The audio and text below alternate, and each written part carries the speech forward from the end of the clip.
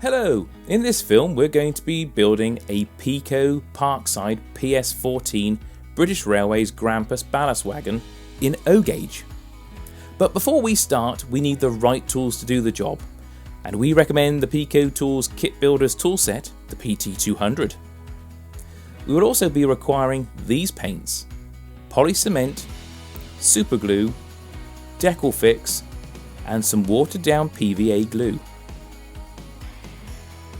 Right, let's take a look at what's in the box. You have the instructions, which are spread over 3 pages.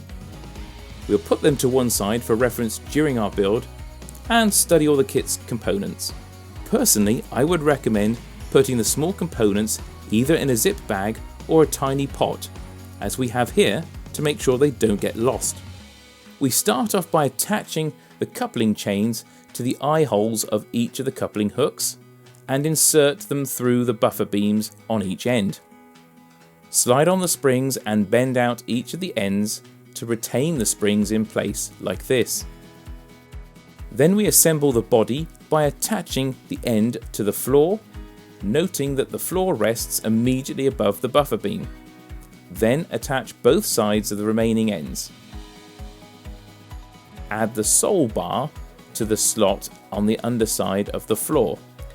They're quite a tight fit, and this will require a little flexing into position. Then add the large V-hangers into place behind the sole bar at the midpoint. The small V-hanger is fitted immediately to the right of the large V-hanger behind the 4 small rivet holes on the sole bar.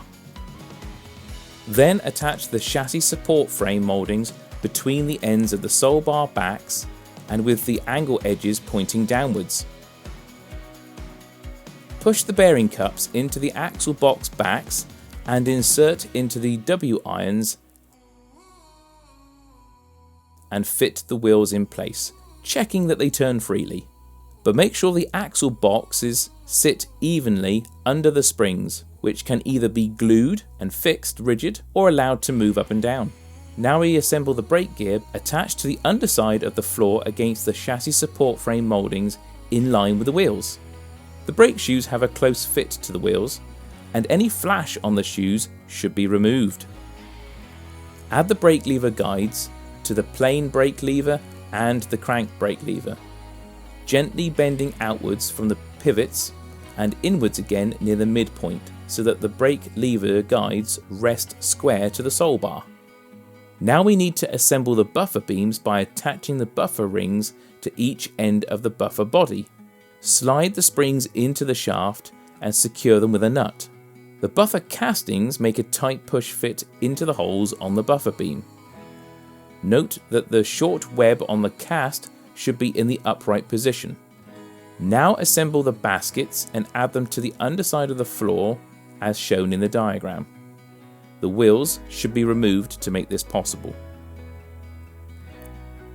Now we're going to paint and decorate the kit. We are using Railmatch Engineers Olive Green number 234 and Humbrol number 33 Matte Black for the chassis, and Phoenix Precision Paints Sleeper Grime Dark Brown to simulate the wooden base of the wagon. Identify the various etched parts from the diagram, which we recommend painting first and put them to one side for fitting with super glue a little later. Then we locate the decals and fix them using Humbrol Decal Fix. We also fit any of the brass etchings.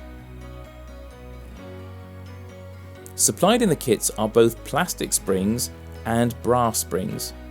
For this build, we will be using the brass springs because they can be bent and set into position before attaching them with superglue to the sole bar.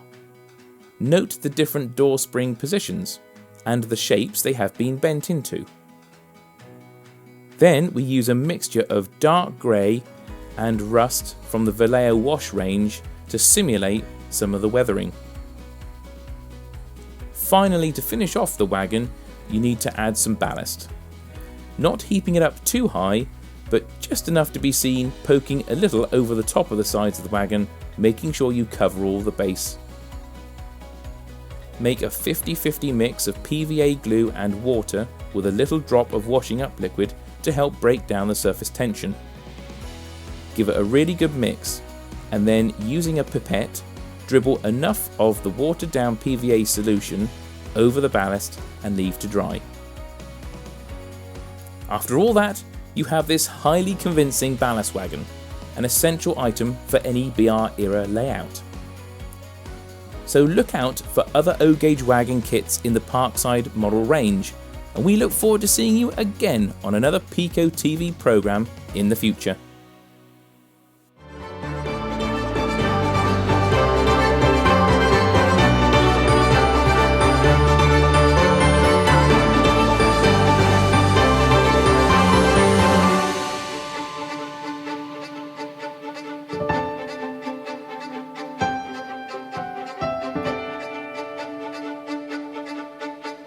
Thank you.